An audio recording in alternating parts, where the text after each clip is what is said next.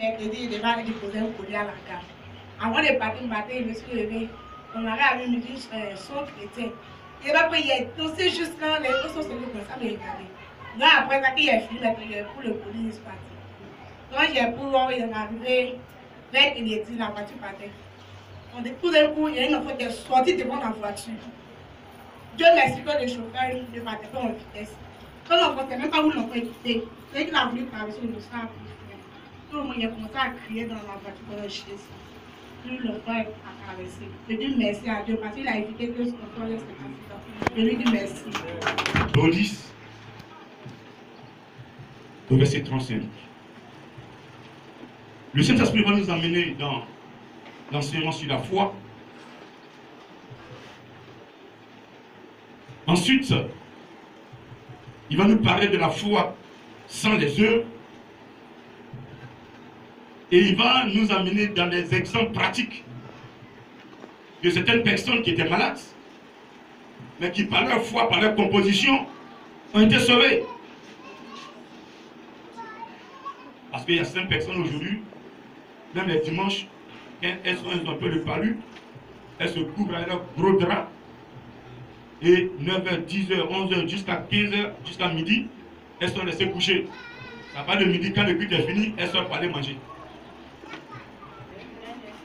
Le fait de te dire, je m'en vais autant, je sais que Dieu est là-bas, il va me guérir. Amen. Tu ne vas pas arriver, tu es guéri. Amen. Amen. Et donc ce matin, le Saint-Esprit va nous enseigner. Au travers de cet enseignement, nous serons totalement délivrés et bénis. Il veut nous bénir, mais les mains sont liées. N'abandonnez donc pas votre assurance, à laquelle est attachée une grande rémunération. Car vous avez besoin de persévérance, afin qu'après avoir accompli la volonté de Dieu, vous obteniez ce qui vous est promis. Verset 38. Et mon juste vivra par la foi. Mais s'il se retire, mon âme ne prend pas plaisir en lui.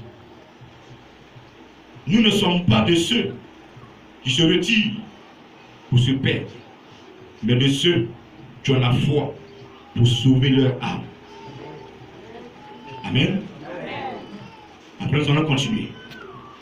Mais ici, le Seigneur te parle, mon frère, ma soeur. C'est un conseil qu'il te donne. Peut-être que ce matin, tu as pris la décision de faire ton dernier culte à la mission mondiale éternelle. Parce que tu attendais certains éléments que tu n'as pas eu. Tu es découragé. Et tu veux peut-être reculer ou aller ailleurs. Mais ce matin, le Saint-Esprit te dit de ne point abandonner ton assurance. La foi est une assurance. Aujourd'hui, quand on travaille, on s'en va voir les maisons d'assurance, ça va souscrire. Assurance vie, assurance tout risque, assurance accident, assurance accident moto, vélo, tout. Même mortalité, tout ça là, ça vient souscrire. Et quand on dort, on dit bon, si un malheur m'arrive, je suis assuré, il n'y a pas de problème. N'est-ce pas?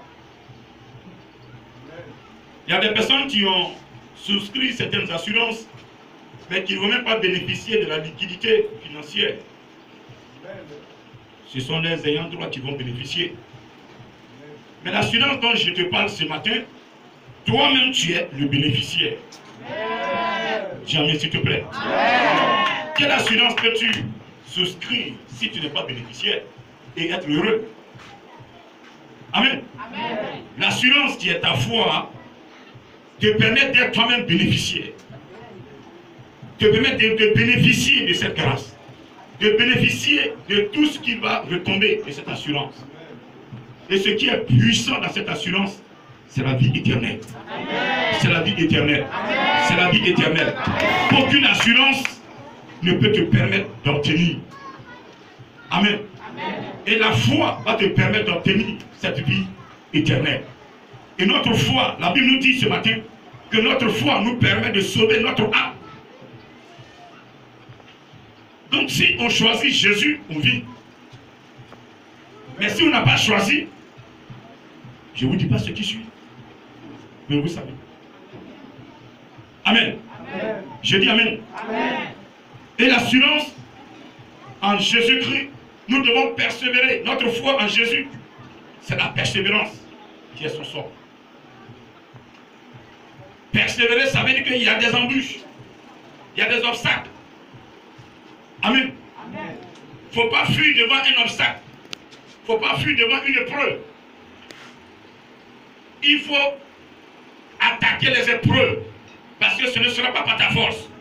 Mais la puissance de Dieu va t'aider à surmonter toutes les épreuves. Amen. La puissance de Dieu va t'aider à avoir tout, c'est-à-dire à combattre, à avoir la victoire dans toutes les épreuves qui vont se présenter.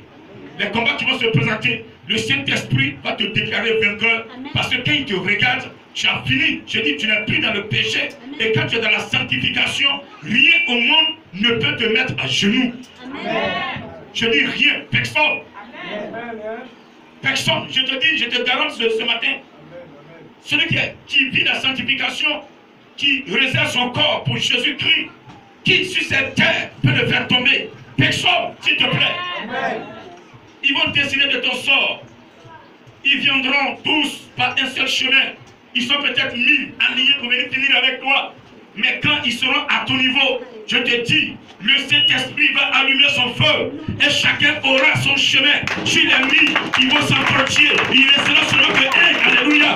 Et celui-là va confesser pour lui. Ah, cet enfant est réellement enfant de Dieu. Parce qu'ils ne pourront pas. Quand le feu va s'allumer, ce sera la débandade. Et c'est dans ça qu'il va s'entretuer. Tu n'as même pas besoin d'utiliser ton âme. Ah, jamais s'il te plaît. Jamais s'il te plaît. Est-ce que tu connais le Saint-Esprit ce matin?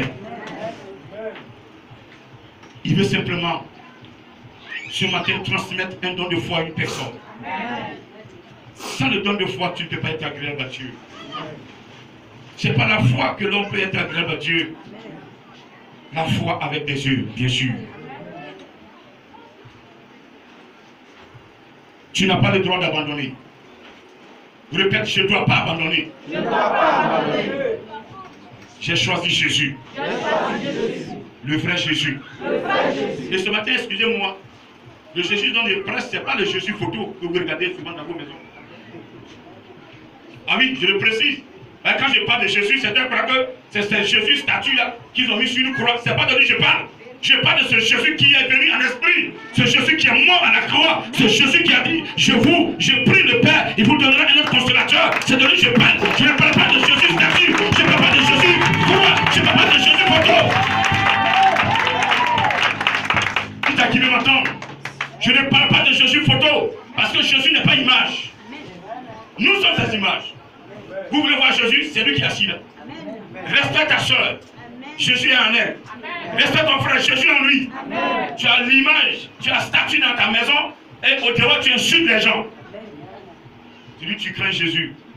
Fainéant. Amen. Amen. Et donc dans cette mission mondiale éternelle, je ne dois pas avoir de statues, de croix dans la maison de quelqu'un, même de photos de Jésus. Quand Jésus était là, personne n'a pu prendre sa photo. Amen. Nous devons adorer Dieu en esprit et en vérité. Il dit l'heure vient. Et l'heure est déjà venue. Où les vrais adorateurs. Donc parmi nous là, il y a des faux. Lui-même il a dit, les vrais vont adorer mon Père en esprit et en vérité. Car ce sont ceux-là que mon Père demande. Dieu est fatigué de déposer des statues et dit que c'est lui qui est dedans. Vous êtes méchants. Vous qui le faites, vous êtes méchants. Vous voulez opprimer Dieu dans une statue. Vous voulez le mettre dans une statue. Seigneur, reste dans la statue, je vais t'adorer. Combien il faut rentrer dedans? Il a dit dans Exode 20, Tu ne feras pas de représentation de ce qui est dans les cieux, de ce qui est sur la terre, de ce qui est sous la terre. Pas de représentation. Et tu ne fléchiras jamais genoux devant ces choses-là. Mais quand tu le fais, tu as ta foi de Dieu. Quand vous le faites, qu'est-ce que vous attendez? Vous êtes pire qu'Adam et Ève dans le jardin d'Éden. Il dit tu ne toucheras pas son fruit. Et tu l'as touché. Tu es pire qu'Adam et Ève. Non, ça ne va pas dans ma vie. Je suis malade. Vous savez qui vous adorez là? Tu sais ce qui est dans la statue? Prêchez s'il vous plaît. Prêchez la vraie parole qui libère. Dans cette mission mondiale éternelle, je vous dis, celui qui suit l'enseignement n'a plus de programme éternel. Mais quand nous allons contre la parole de Dieu, nous serons limités. Je te demande de ne pas abandonner ta foi. Je l'ai dit, les enseignements que vous avez ici, certains se disent pasteurs, non pas ça. Parce qu'ils viennent plus du Saint-Esprit. Le vrai formateur, c'est l'Esprit de Dieu. Le vrai enseignant, c'est l'Esprit de Dieu. Tu peux faire une école, sortir, être agrégé, mais tu peux te comparer au Saint-Esprit. La meilleure école, c'est quand l'Esprit te forme. Est-ce que tu peux réclamer ce matin? Vous savez que la foi doit s'asseoir sur une base de vérité. Amen. La foi vient de ce qu'on entend, et ce qu'on entend vient de la parole de Dieu. Si tu es habitué à entendre des mensonges, tu mentiras. Mais celui qui est habitué à entendre la parole de Dieu, la vraie parole de Dieu, aura la victoire. Il sera libéré. Dans cette mission, vous devez toujours avoir la victoire. Je l'ai dit, vous allez vivre dans toutes les familles, il y a des sorciers. On ne peut pas les fuir. Aujourd'hui, ils ont changé de stratégie de combat. Vous voyez une vieille personne, elle n'a plus de dents. Du coup, elle est sorcière. Elle a donné au plus petit qui est là. Vous êtes en train de faire 90%, mais 99%. Dieu bénit à 100%. Où tu es avec lui, tu n'es pas avec lui. Amen. On se comprend ce matin. Amen. On se comprend ce matin. Amen. Vous devez persévérer. Si aujourd'hui j'ai pu prendre le micro, c'est parce que j'ai fait qui s'était présenté par la vue, donc sur Jésus par la foi. Amen. Thomas a dit, tant que je ne l'ai pas vu, tant que je n'ai pas touché ses plaies, moi je ne vais pas croire. Lui ne fait pas comme Thomas ce matin. Il faut croire, il faut croire. Si tu crois sans avoir vu, ce qui va suivre sera très puissant. Mais si tu veux le voir avant de croire, mon frère, tu seras derrière. Parce que là où nous sommes dans le christianisme. Il faut croire avant de voir. Oui, il y a des gens qui veulent voir Dieu sur place avant de l'adorer, comme ils ont fait dans le désert. Pendant que Moïse partait chercher les 10 commandements, ils se sont là, irrigués. Un veau d'or, oui, mets-toi devant nous. Mais un veau d'or, est-ce qu'il peut marcher? C'est vous qui allez le soulever. Pendant toute cette traversée jusqu'à Canaan. Mais quel Canaan? Il ne peut même pas arriver à Canaan parce que Dieu ne veut pas encore souiller. Oui, Canaan. Canaan est une terre promise. Est une terre promise où là, ceux qui ont accès, c'est ceux qui sont dans la sanctification. Ceux qui ont accès, c'est ceux qui le craignent. Ceux qui ont accès, c'est ceux qui ont averti pour lui, pour qu'eux ils soient des instruments et que lui, il puisse les toucher. Alléluia. Ta promesse, pour que tu sois dans ta promesse, c'est comme Canaan. Tant que tu n'es pas dans la sanctification, ta promesse sera derrière toi. Et je te dis ce matin que parmi tous ceux qui sont sortis de l'Égypte, que tu as fait traverser par la mer Rouge, pour atteindre Canaan, ils devaient tous atteindre Canaan. C'est ce que Dieu leur avait dit. Mais dans le désert, ils n'ont pas pu atteindre Canaan. Ils ont passé 40 ans. Ils ont été tous exterminés. Ceux qui sont sortis de l'Égypte, ils n'ont pas atteint Canaan. Pourquoi? Parce qu'ils ont été rebelles. Ils n'ont pas eu la foi. C'est le temps injuré Moïse. Insulté Moïse. Moïse, tu es un vaurien. Moïse, tu es comme ceci, tu es comme cela. Ils n'ont pas pu avoir accès à Canaan. Seuls les enfants. Dieu leur a dit, vous êtes indisciplinés, vous êtes rebelles, vous n'avez pas accès à Canaan. La terre promise n'est pas destinée aux rebelles. La terre promise n'est pas destinée aux impudiques. La terre promise n'est pas indiquée à ceux qui font le mal, à ceux qui sont dans le vaudou, à ceux qui sont dans la maïkarie. La terre promise est indiquée aux enfants de Dieu qui obéissent à la voix de Dieu.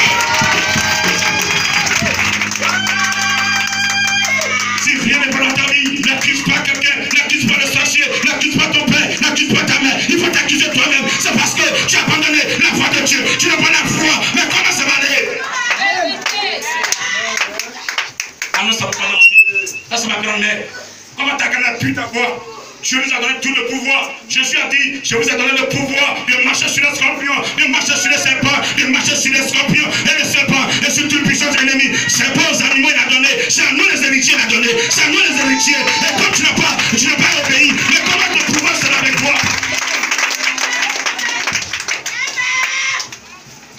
Tu doutes. Tu es capable de chasser les démons, tu doutes. Ah mais lui, il ne va pas te louper. Il va te secouer propre.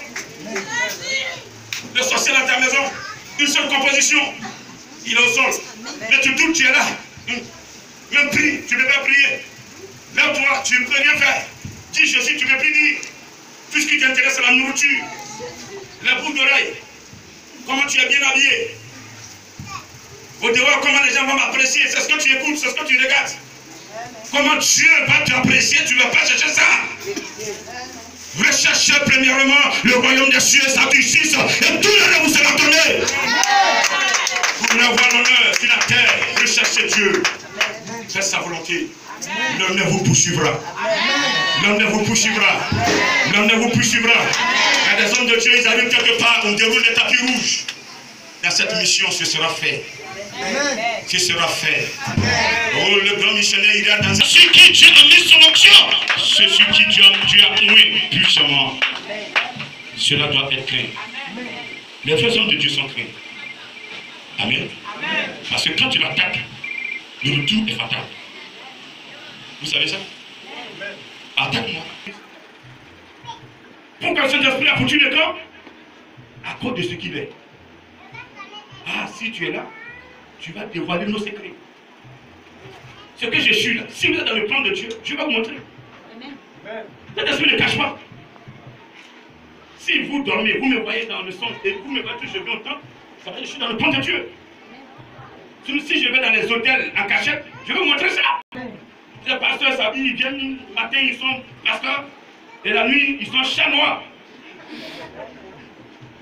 Ce n'est pas tous ceux qui vont crier Seigneur, Seigneur. Oh Seigneur, j'ai fait des délivrances. Il dit, arrière de moi. Je ne te connais pas. Seigneur, moi je te connais. Il dit, moi je ne te connais pas. J'ai travaillé. Quand tu as touché la personne, je l'ai délivré à cause de l'onction du ministère. Tu as perdu le sang. Amen. Amen. Ça va ce matin? Amen. Est-ce que ça va ce matin? Amen. Je dis, est-ce que ça va ce matin? Amen. La foi sauve notre âme. Et donc ce matin, ta foi doit te sauver. Ceux qui ont la foi en Jésus-Christ ce matin, je dis que vous êtes sauvés. Je dis vous êtes sauvés. Je dis tu es sauvé. Je dis tu es sauvé. Je dis tu es sauvé. Sans payer 5 francs, tu es sauvé. Dis amen s'il te plaît.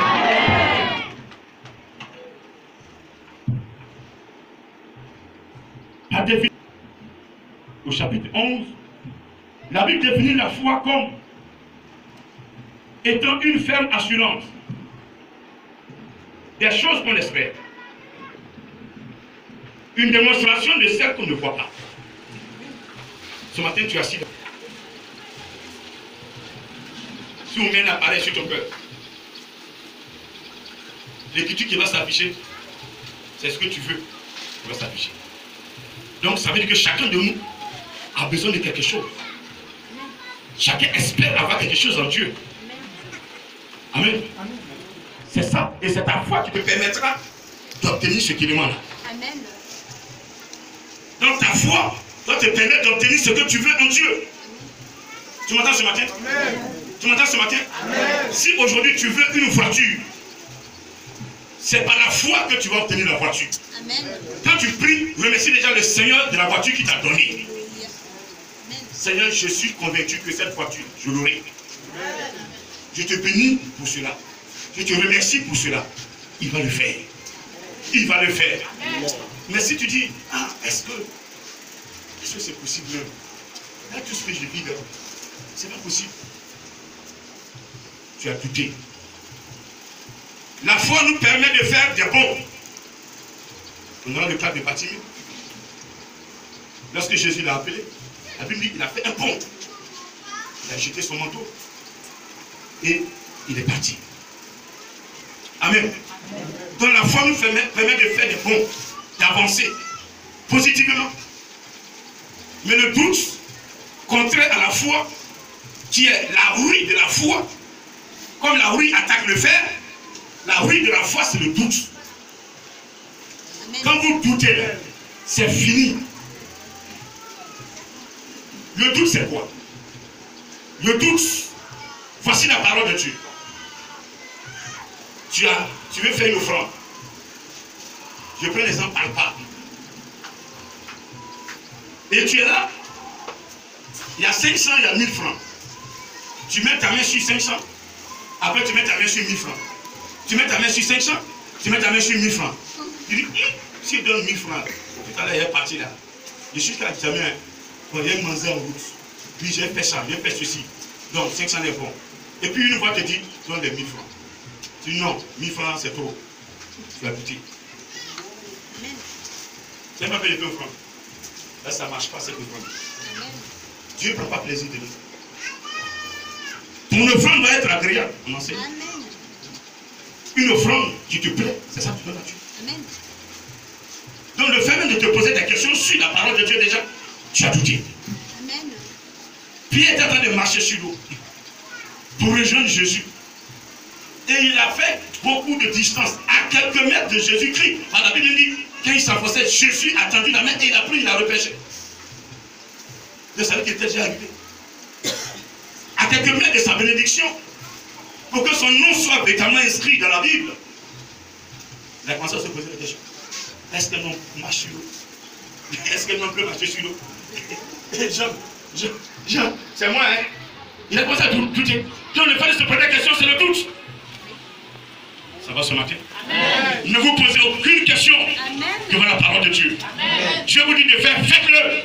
Les conséquences, il assure. Amen. Dis Amen s'il te plaît. Amen. Dis Amen s'il te plaît. Amen. Et donc je t'ai expliqué qu'est-ce que c'est que le doute face à la foi. Pour ne plus que demain, tu doutes. Parce que ta bénédiction là, si tu doutes, l'ennemi, il est là pour nous faire douter. Il est là pour mettre des passés dans nos cœurs. Pour mettre des passés dans nos cœurs. Pour que nous puissions reculer. Mais tu ne dois pas reculer, tu dois avancer. Amen. La foi doit te faire avancer. Amen. Plus tu avances, Dieu t'élève.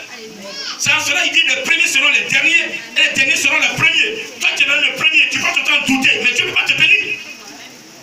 Mais celui qui est venu dernier, on dit fait ceci, il est dedans. On dit pas le temple, il est dedans. On dit ceci, il est dedans. On dit ceci, cela, il est dedans. Mais cette personne va évoluer dans le spirituel. Amen. Amen. Il y a des gens qui sont même derniers, qui sont premiers et qui vont commander les premiers. Parce qu'ils ont saisi par la foi. Alléluia. Amen. Je dis Alléluia. Amen. De la foi est une formation qu'on espère. Une démonstration de celle qu'on ne voit pas. Quand tu veux une voiture,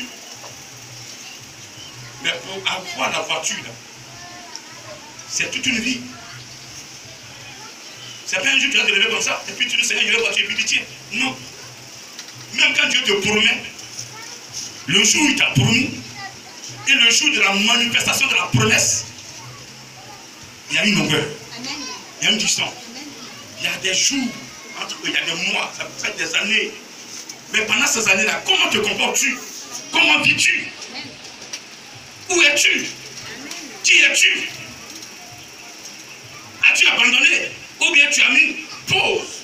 Comme Jésus a dit, je serai béni, je mets pause sur ma vie. Seigneur, ne me regarde plus, regarde ailleurs. Je fais ce que j'ai à faire. Quand tu seras prêt à me bénir, avant la bénédiction. Est-ce que c'était faux? Le jour où Dieu lui a dit, ta bénédiction n'est pas loin. Ce jour-là, vous les voyez, elles changent de comportement, elles changent de vie, elles changent de manière. Leur manière a changé. C'est-à-dire que leur langage a changé. Non, ça ne doit pas changer. Tu dois demeurer toujours humble, comme tu l'as été, et Dieu t'a repêché. Alléluia. Tu dois demeurer toujours franc, comme tu l'as été, et Dieu t'a repêché. Demeures-tu dans la vérité, comme tu l'as été, et il t'a repêché. Tu ne dois pas changer. Alléluia. Parce que si tu changes, lui, il va t'observer. Si tu vois que tu es en train de changer, il te donnera plus ce qu'il a promis. Amen. Vous m'entendez ce matin? Amen. Vous m'entendez ce matin? Amen. Chacun de nous doit être béni. Répète, je dois être béni. Dieu m'a créé pour que je sois béni. Je suis l'image de Dieu sur la terre. Je suis co-héritier avec Jésus-Christ. Ce que Jésus a, j'ai aussi.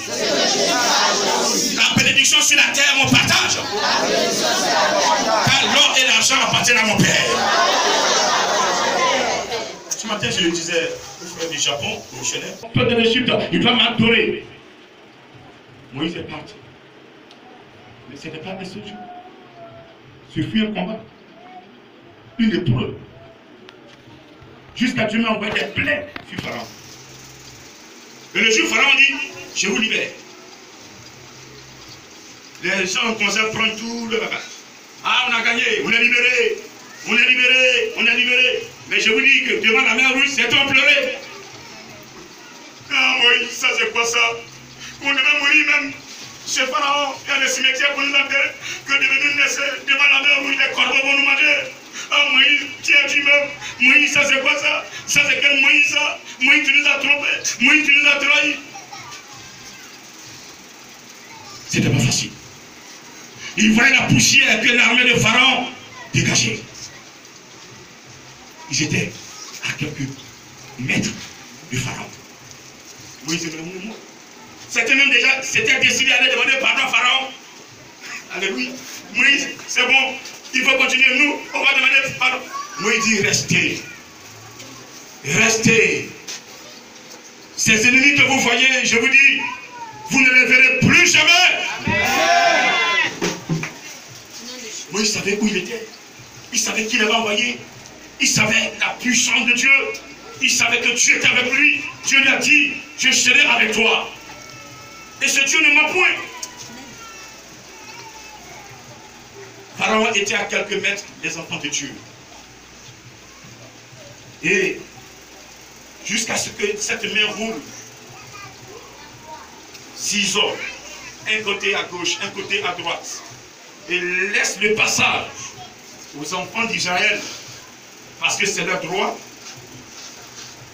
L'armée devait atteindre les enfants d'Israël, avant même qu'ils ne traversent. Mais Dieu a utilisé encore une force.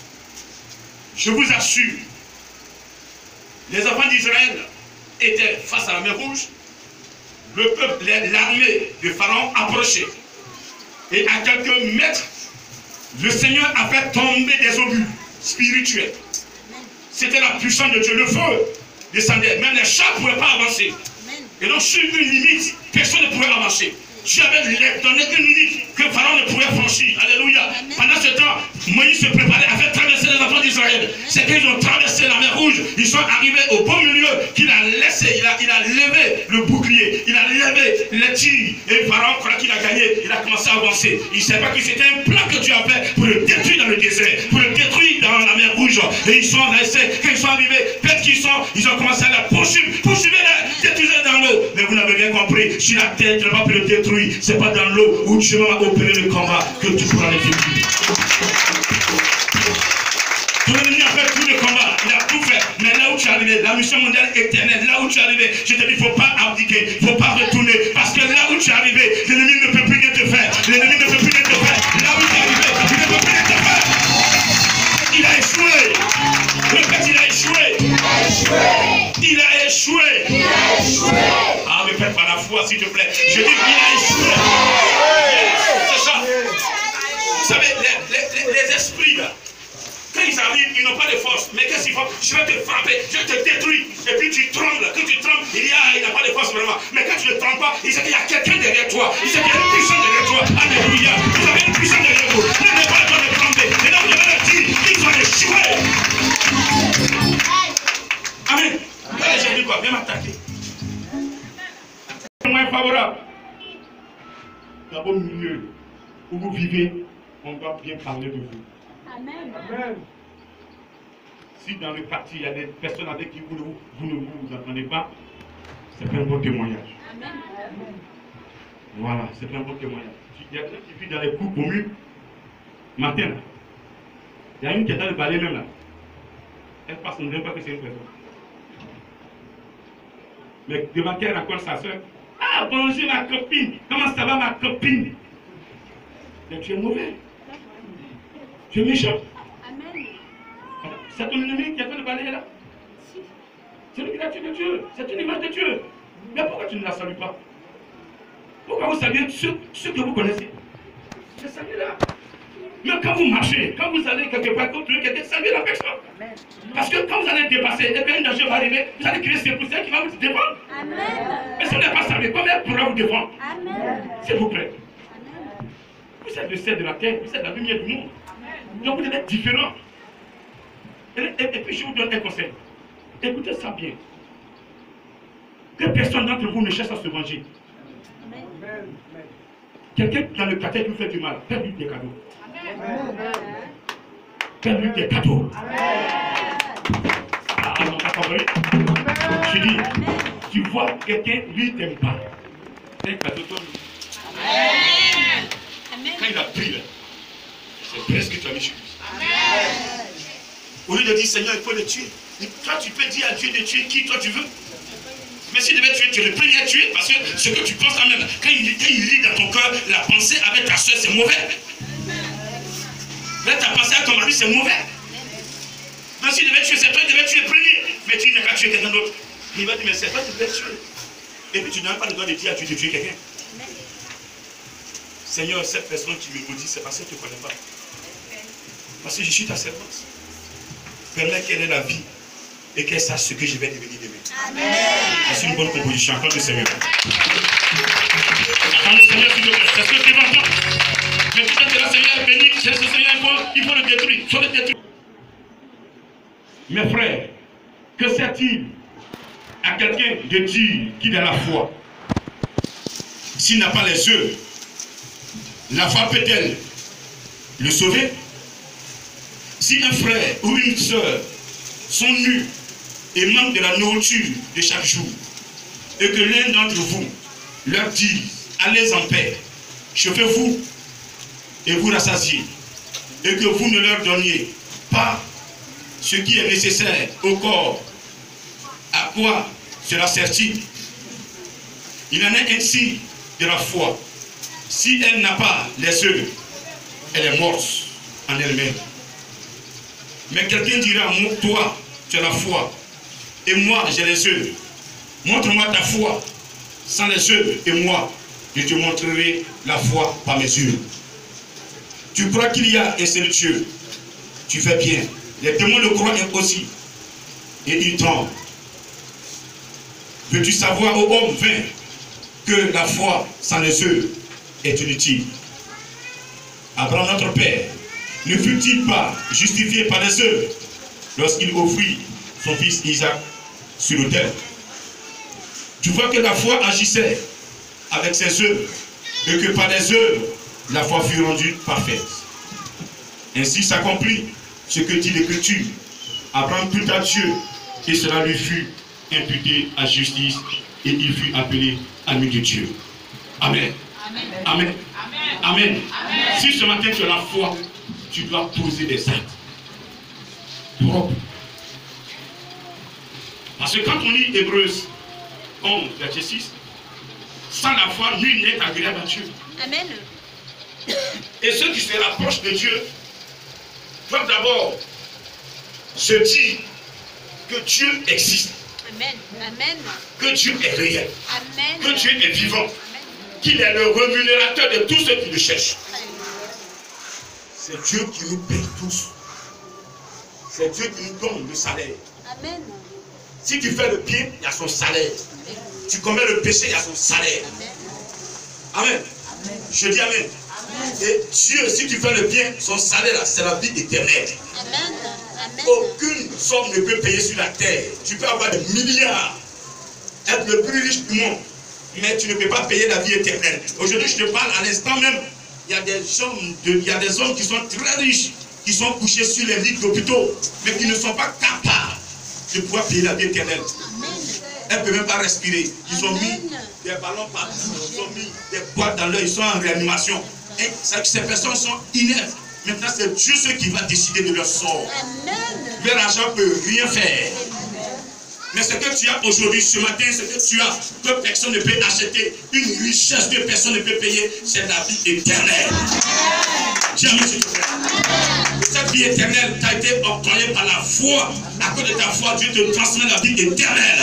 Parce qu'il sait que cette vie éternelle qui t'a donné, cette grâce qui te donne, tu vas pas aller la vendre chez les féticheurs, tu vas pas aller la vendre chez les maïtari, tu vas pas aller la vendre dans un bois sacré, en adorant qui que ce soit.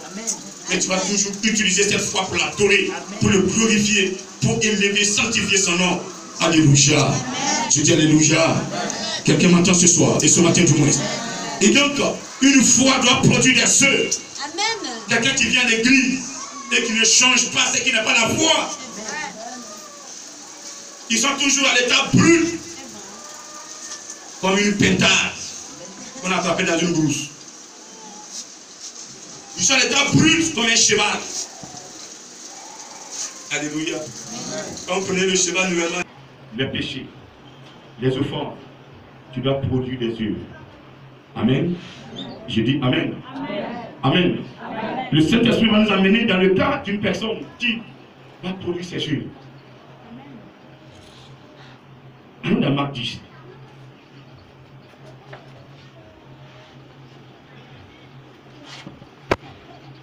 Marc 10, au verset 46.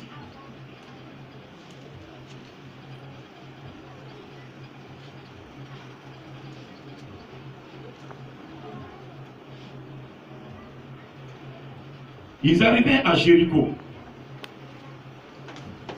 Et lorsque Jésus en sortit avec ses disciples